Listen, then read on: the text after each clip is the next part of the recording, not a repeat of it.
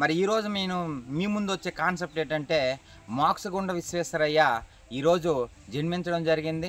మరి ఆయన జన్మదినం సందర్భంగా మరి ఈ రోజునే జాతీయ ఇంజనీర్ల దినోత్సవం అనేది జరుపుకుంటున్నారు. ఈయన 1861 సెప్టెంబర్ 15వ తేదీన జన్మించడం జరిగింది. ఈయన జన్మదినం సందర్భంగా ఇంజనీర్ల దినోత్సవం జరుపుకున్నారు. మరి మోక్షగుండ విశ్వేశ్వరయ్య అంటున్నారు భారతదేశానికి ప్రణాళికలు అవసరమని సూచించిన వ్యక్తి ఎవరు సార్ అంటే మోక్షగుండ విశ్వేశ్వరయ్య.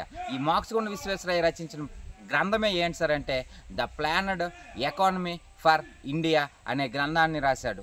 మరి భారతదేశానికి 10 సంవత్సరాల కాల పరిమితి కలిగిన దీర్ఘకాలిక ప్రణాళికలు అవసరమని చెప్పారు. మరి ప్రణాళికలు అనేసరికి ప్రపంచంలో మొట్టమొదటిసారిగా ప్రణాళికలు అమలు చేసిన దేశం ఏంటంటే రష్యా. రష్యాలో ప్రణాళికల్ని ఏమని పిలుస్తారు సార్ అంటే గాస్ ప్లాన్. భారతదేశం కూడా ప్రణాళికలు అవసరమని సూచించిన వ్యక్తి ఎవరు సార్ అంటే ఆ మోక్షగుండ విశ్వేశ్వరయ్య. మరి భారతదేశానికి ప్రణాళికలు అమలు చేసేందుకు 1950 మార్చి 15వ తేదీన ప్రణాళిక సంఘాన్ని ఏర్పాటు చేశారు.